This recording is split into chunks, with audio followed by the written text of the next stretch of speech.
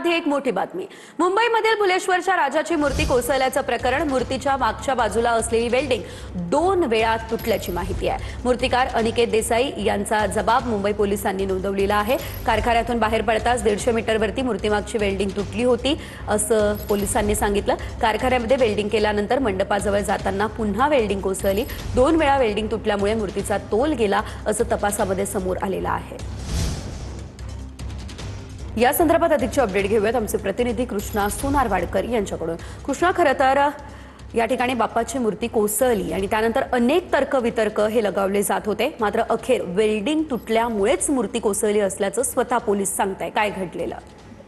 सेजल, पहिल्याच दिवशी पोलिसांनी हे क्लिअर केलेलं होतं, मात्र आता मूर्तिकार आणि अनिकेत देसाई ज्यांनी ही भुलेश्वरच्या राजाची मूर्ती बनवलेली होती त्यांचा जबाब एनटीआर पोलिसांनी नोंदवलेला आहे आणि त्यांनी सांगितल्याप्रमाणे आगमनाच्या दिवशी भुलेश्वरच्या राजाची मूर्ती त्यांच्या कारखान्यातून बाहेर पडल्यानंतर 150 मीटर अंतरावरती गेल्यानंतर पाठीमागचं वेल्डिंग तुटलेलं होतं आणि त्यानंतर मूर्ती मंडळाच्या पदाधिकाऱ्यांनी पुन्हा एकदा कारखान्यामध्ये रिटर्न आणलेली होती आणि त्यानंतर पुन्हा ते वेल्डिंग करण्यात आलं।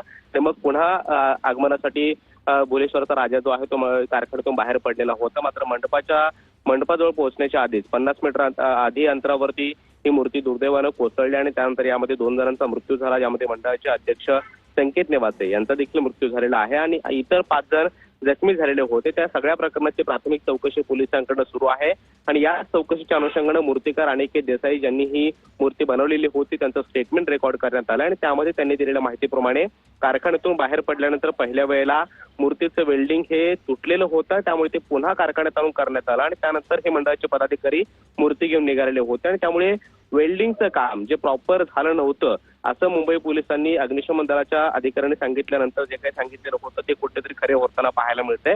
सगळ्या प्रकरणाच्या चौकशी दरम्यान पोलीस नेमकी काय कारवाई येत्या काळात करतात हे पाहणं महत्त्वाचं असणार आहे। अगदीच धन्यवाद दिलेल्या सर्व सविस्तर अपडेटसाठी कृष्णा। तर आपण पाहू शकतोय भुलेश्वरच्या बाप्पाची मूर्ती जी कोसळलेली आहे त्यामागचं कारण वेल्डिंगच आहे आणि वेल्डिंग 2 वेळा तुटली, त्यामुळे खरं तर हा संपूर्ण प्रकार जो आहे तो घडलाय।